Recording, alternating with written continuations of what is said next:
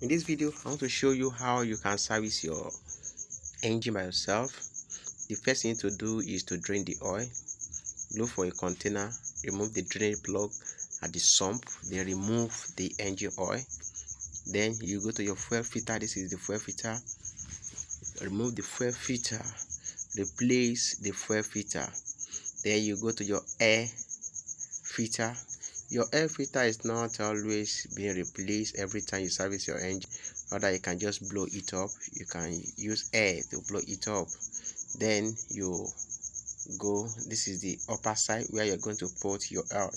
Then after doing that, you have to bleed your injection pump. That injection pump, you lose that place, you bleed it. You go to your nozzle tools, you lose your 17 pipe, then you bleed your nozzles. Allow diesel to flow there before you start. If you don't bleed it, it might not start. That is for this type. This is where you bleed the ejector pump. Allow from that side. Remember to tight or fix back your drainage plug before you start your engine. This is the fuel filter once again. Then we still have the oil filter. Don't forget, you look for filter bed, then you remove your oil filter. You remove your oil filter, then you are good to go.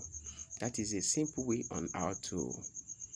You can see I want to show you the oil filter now. The place is a bit dark, but this is where the oil filter is. I see the oil filter. So you remove the oil filter too. As soon as you remove the oil filter, replace the oil filter. But before you fix the oil filter, fill the oil filter, the new one, with engine oil, then fix it.